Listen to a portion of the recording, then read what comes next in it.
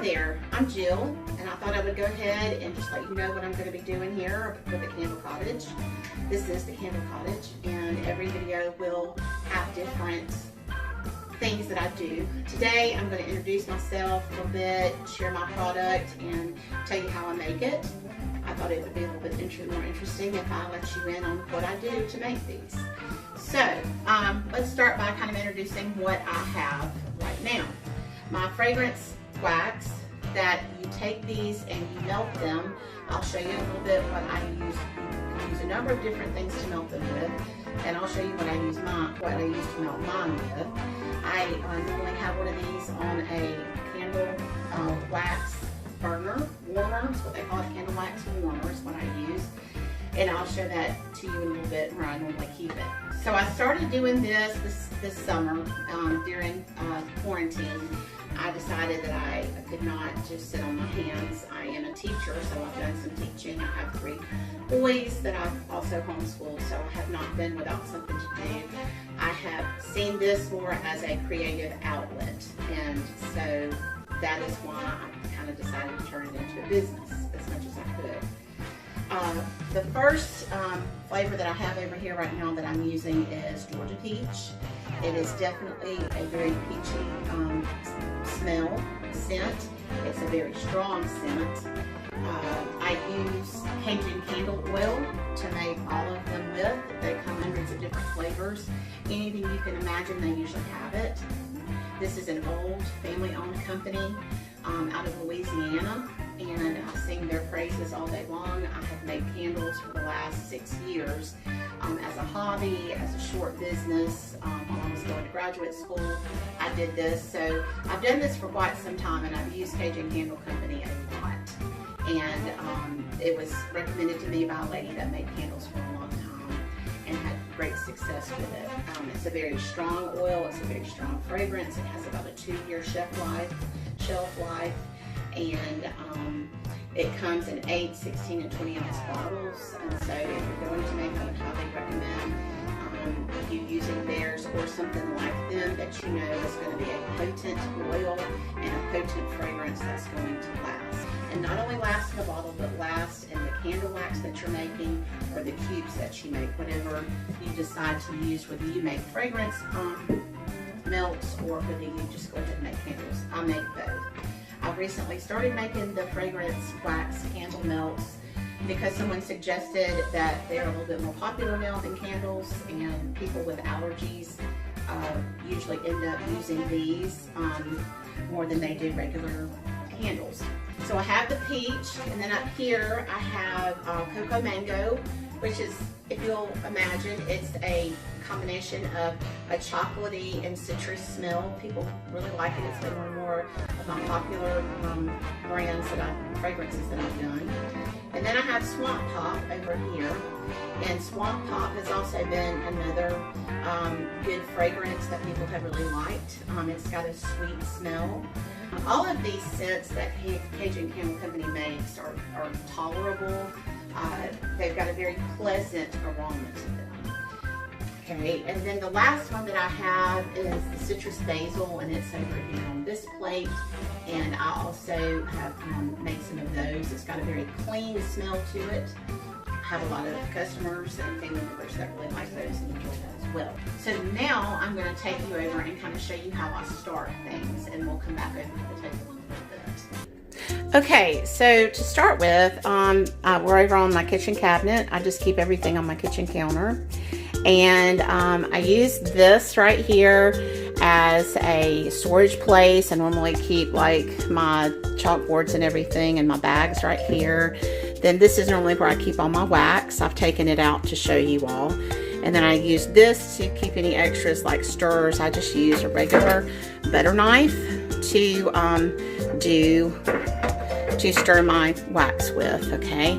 And so then normally I will start with a full bar. This bar will make about 40 to 50 wax fragrance melts that will last, gosh, it depends on where you live. If you live in a drier climate, the cubes will last even longer. Here in the south and in the humidity, it can last, you know, like I said, 2, 3, 4 days, okay? The longest I've had mine last is 3 days. I have somebody that has had hers last longer than that. But I'll take this bar and I will put it into my pitcher that you can buy at any craft store like Michael's. I got mine from Hobby Lobby. And I just put the whole thing in there, into that. And then I turn my oven on. I usually turn it up to about 8 and let it get started melting. And as it melts, you can tell it'll gradually get smaller and smaller until it starts boiling. It usually takes just a couple of minutes. I'm gonna have to put a little bit of water in there because I've kind of got this going on. But I'll have to excuse my sink. But I've got, you need to keep water in there, and it's really easy for it to spill out sometimes. But anyway, put a little bit of water. It doesn't take a big pan. I just use a small pan and a little bit of water. Like I said, the block, this will gradually melt down to nothing. And when it does, it usually takes about 5 to 10, maybe probably 10, 15 minutes. And when it melts down, it looks like a clear liquid, okay? And there's your clear liquid. Once I wait until it's totally, you know, completely melted, where there's no little white things, you can just go ahead and turn it all the way to low. And I take my candle oil. This is Swamp Pop. And I have a measuring cup. This is just a dry measure cup. And this is a half a cup. As you can see, this is an older one, so it's kind of aged out on me, but you can see that. And I will take that cup and I will pour, I will fill it halfway up. If I'm using half of a bar, you would use half a cup, which would be, what, 2 ounces, okay? But if you have the whole bar in there, I fill that whole half a cup up with the oil until it's, you know, right at the rim. And then I take it and I pour that in. I will take it and I will pour that in.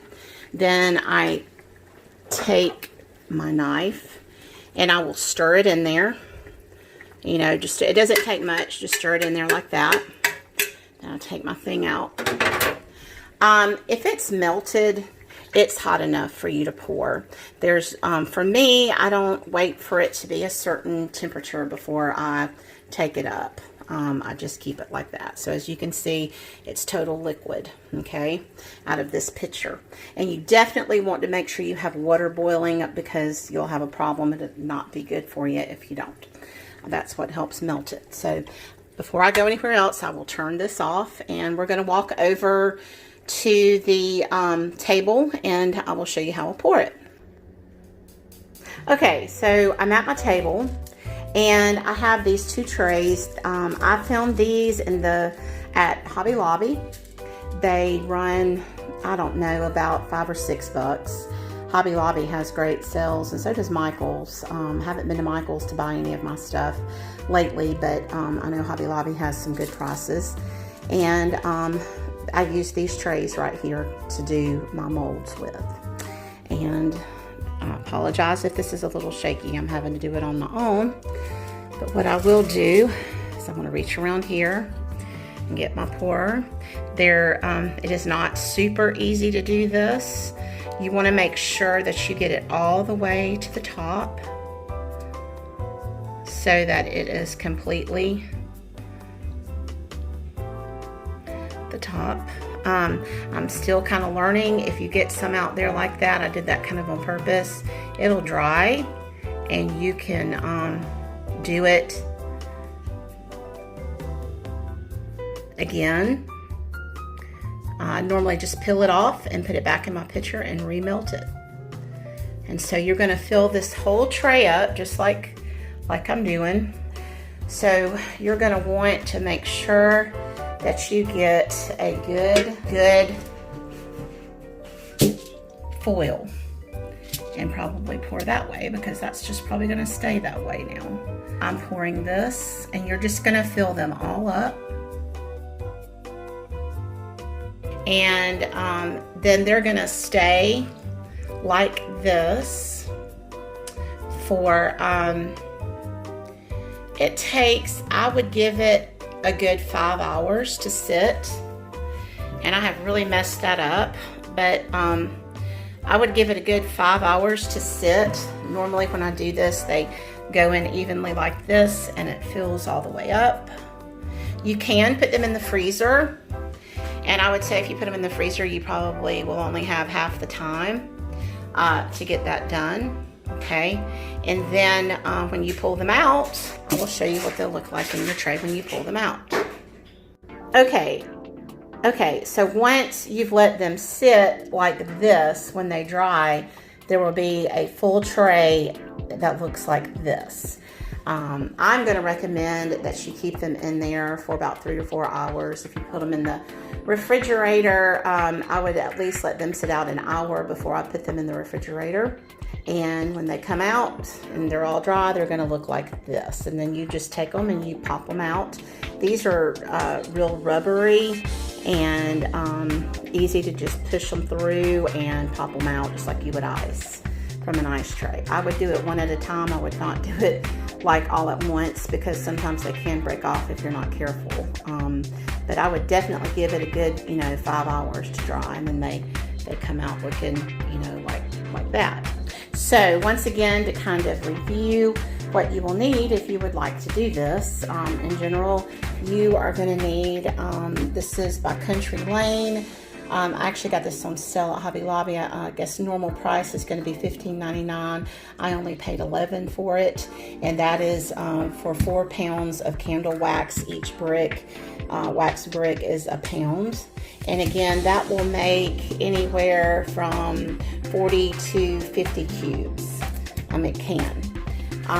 Also, you have to be careful how you pour. But again, don't worry if you pour over. Just let it sit, and you can rake the wax around it and do it that way. And then you're going to need, 1 or 2 trays. I would go with 2 to 4. I wish that I had gotten more, and I will be buying some more. And then you're going to need a candle wax pitcher, and you can get those at Michael's or Hobby Lobby. I haven't bought mine in a while because I've had this one for about 10 years or longer, and I believe I paid about $10 for it. They're not expensive. I would also recommend, I'm going to get another one to have 2 so that I can make more than one flavor at a time. The downside of only having one is you can only make 1 flavor at a time. So I would prefer to make at least 2 or 3, especially if you're going to be doing large quantities of them. I'm just getting started, so that's where I am. Again, this is Cajun Candle Company, and this particular flavor is Swamp Pop. And you can just look them up. I just Googled them. They have a website. And then, like I showed you earlier, you will need a measuring spoon and a small pot to boil it in. And it's pretty much simple as that. Thanks for joining me today. I will have one tomorrow, and I'll be making candles. I will also make sure that I have some completed examples of the cubes in the tray, and we'll take them out together. But I just kind of wanted to give you a rundown on what I did, and so I'll be back tomorrow. I'll be making videos 3 days a week, and I'll be delivering some in between. Thanks for watching. Hope to see you again.